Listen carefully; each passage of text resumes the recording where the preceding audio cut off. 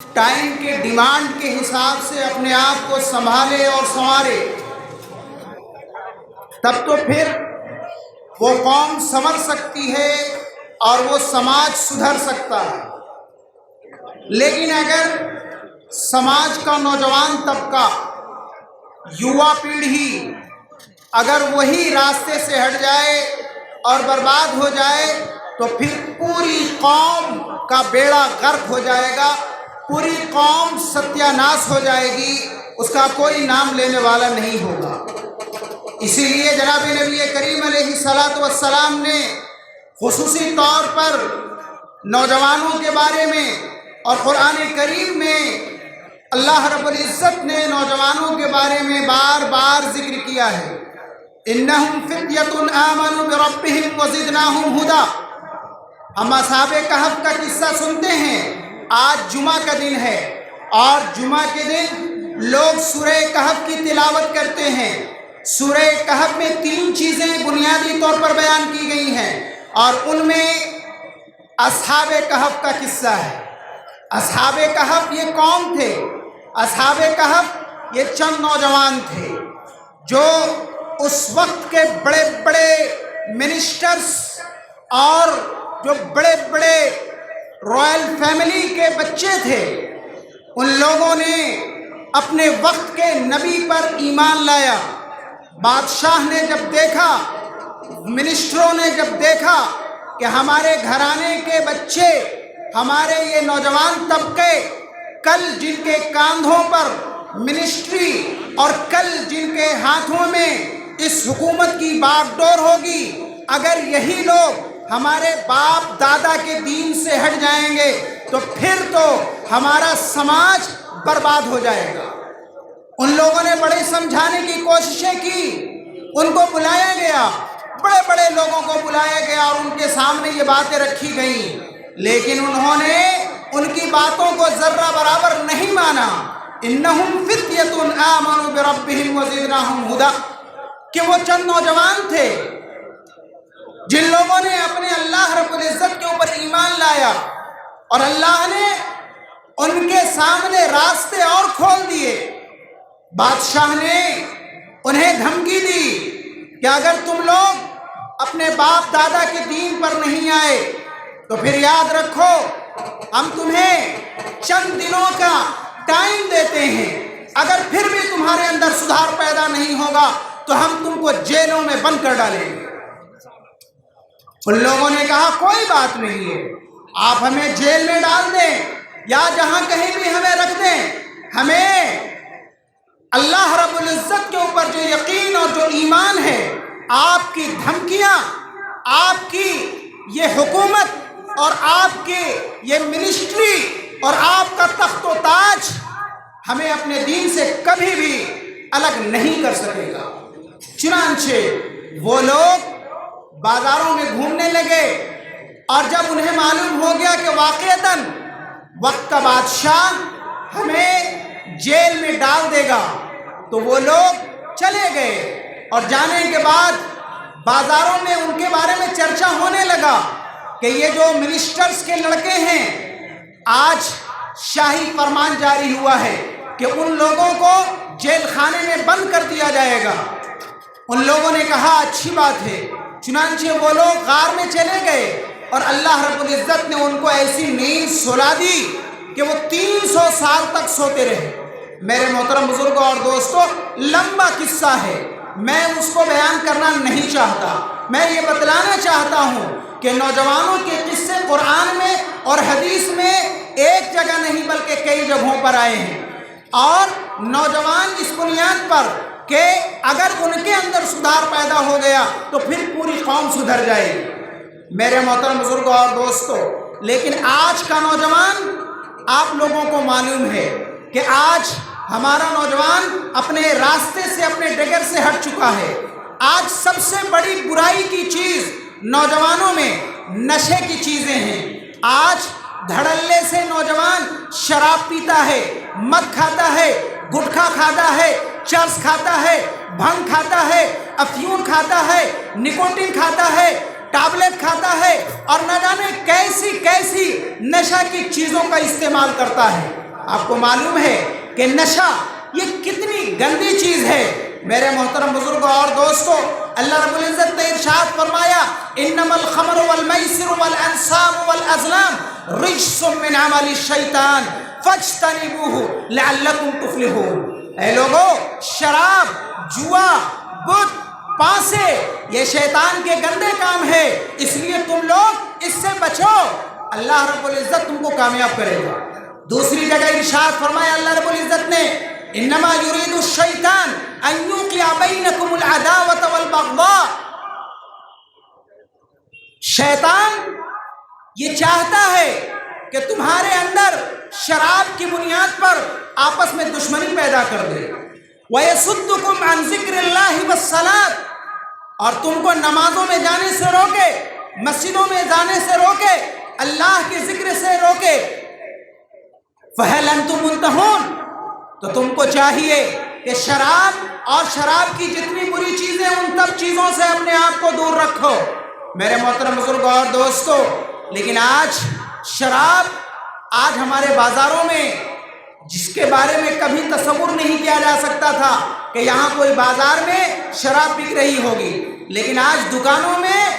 اور ہر ایک دکان میں شراب اور نشہ پیدا کرنے والی چیزیں آج بڑی دھڑلے کے ساتھ بیچی جا رہی ہیں۔ حضور اکرم صلی اللہ علیہ وسلم نے ارشاد فرمایا لعن اللہ شارب الخمر وبائعها ومبتاعها والحامل والمحمولة إليه وعاصرها ومعتصرها، اللہ رب العزت نے لعنت بھیجی ہے شراب پینے والے کے اوپر، شراب پلوانے والے کے اوپر، اور جو شراب کا کاروبار کرتا ہے، شراب کا جو لین دین کرتا ہے، ان تمام لوگوں کے اوپر اللہ رب العزت نے لعنت بھیجی ہے۔ میرے محترم بزرگوں اور دوستو، شراب ان الخمر ام الخبائث واکبر الکبائر، حضور اکرم صلی اللہ علیہ وسلم نے ارشاد فرمایا کہ شراب یہ تمام برائیوں کا جڑ ہے، اگر انسان شراب پی لے گا تو تمام برائیوں کو وہ کر سکتا ہے۔ نسائی شریف کی حدیث ہے کہ ایک مرتبہ ایک خوبصورت عورت نے ایک آدمی کو بلایا، اور بلانے کے بعد اس نے کہا مجھے سخت ضرورت ہے، تمہیں ہمارے مقدمے میں گواہی دینی ہے۔ وہی انسان آ گیا، آنے کے بعد جیسی ہی گھر میں گیا، اس عورت نے سارے دروازے بند کر دیے اور اس کے سامنے 3 چیزیں پیش کی۔ ایک، اپنے بچے کو پیش کیا کہ دیکھو یہ میرا بچہ ہے، تمہیں اس کو قتل کرنا ہوگا۔ دوسری، یہ شراب ہے۔ تیسری، میری عزت ہے، میری عزت سے کھلواڑ کرنا پڑے گا۔ وہ انسان تو گھبرا گیا کہ میں کیا کروں، میں تو کسی سے زنا نہیں کر سکتا، میں کسی بچے کو قتل نہیں کر سکتا، ایسے موقع پر میرے لیے سب سے آسان چیز ہے کہ میں شراب پی لوں گا۔ چنانچہ اس نے شراب پی لیا۔ شراب پینے کے بعد ایسا دھت ہوا، ایسا بے ہوش ہوا کہ شراب پینے کے بعد اس نے اس بچے کو بھی قتل کیا اور اس کے بعد اس عورت سے زنا بھی کیا۔ میرے محترم بزرگوں اور دوستو، انسان شراب پینے کے بعد اپنی عقل کو کھوتا ہے، اپنے ہوش اور اپنے حواس کو کھو دیتا ہے، اور پھر جو چاہتا ہے وہ کرتا ہے۔ اسی لیے حدیث شریف میں آتا ہے کہ شیطان کہتا ہے کہ شیطان اذا سکر احدکم فسقناہ الی من حیث نشاء ویعمل لما احببناہ، کہ جب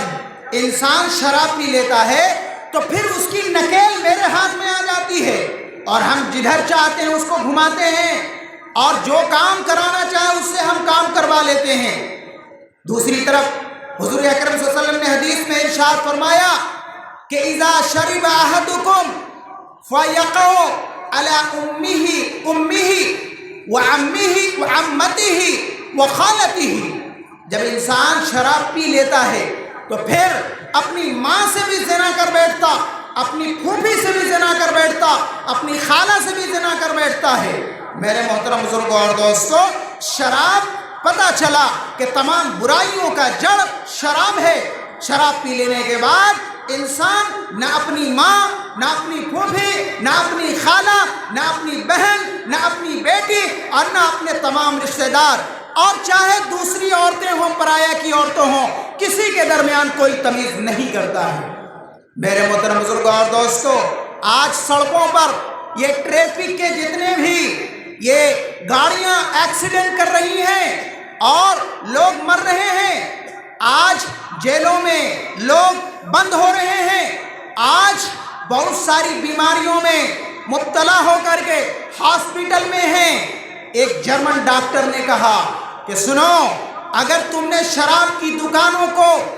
50% بند کر دیا تو میں گارنٹی دیتا ہوں کہ آج ٹریفک کے جتنے بھی حادثات ہو رہے ہیں، جتنے ایکسیڈنٹ ہو رہے ہیں، 50% ایکسیڈنٹ کم ہو جائیں گے۔ آج جتنے بھی کرائم ہو رہے ہیں اور جیلوں کے اندر ان مجرموں کو بند کیا جا رہا ہے، اگر 50% شراب کی دکانیں بند ہو جائیں تو یہ پھر جیلوں میں یہ 50% یہ مجرم لوگ جانا بند ہو جائیں گے۔ ہاسپٹلز میں جتنے بھی پیشنٹ ہیں،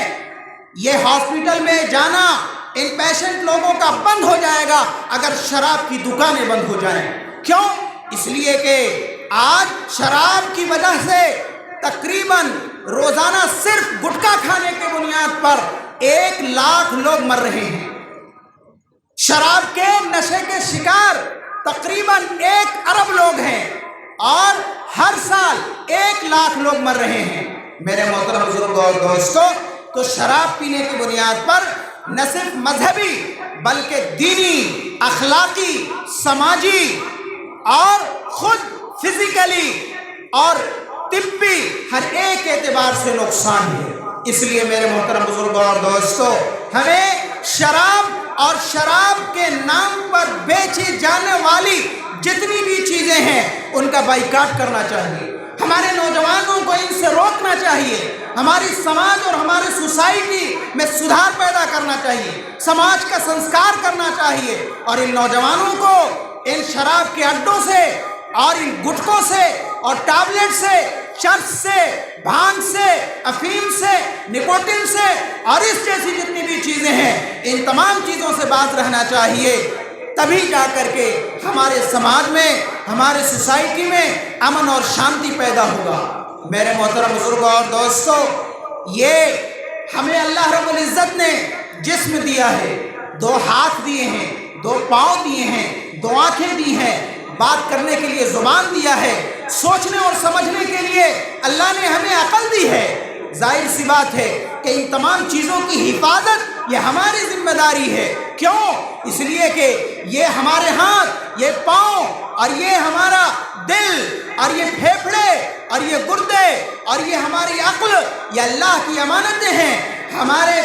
ہمیں اجازت نہیں ہے کہ ہم اس میں تصرف کر سکیں۔ اللہ کی جو امانت ہے، اس امانت کی حفاظت کی ذمہ داری ہماری ہے۔ لہذا ہم اگر اپنے شراب کے ذریعے سے، گٹکے کے ذریعے سے اور دوسری ہلاک کرنے والی اور برباد کرنے والی چیزوں کے استعمال کے ذریعے سے اگر ہم اپنے عقل کو برباد کر رہے، ہاتھ پاؤں کو برباد کر رہے، اپنے آنکھ کو برباد کر رہے، اپنے منہ کو برباد کر رہے، اپنے کان کو برباد کر رہے، تو کل اللہ تبارک و تعالیٰ کے ہاں یہ حساب اور کتاب دینا پڑے گا۔ کیوں؟ اس لیے کہ امانت کی حفاظت کی ذمہ داری اللہ رب العزت نے ہمارے اوپر یہ عائد کی ہے۔ میرے محترم بزرگوں اور دوستو،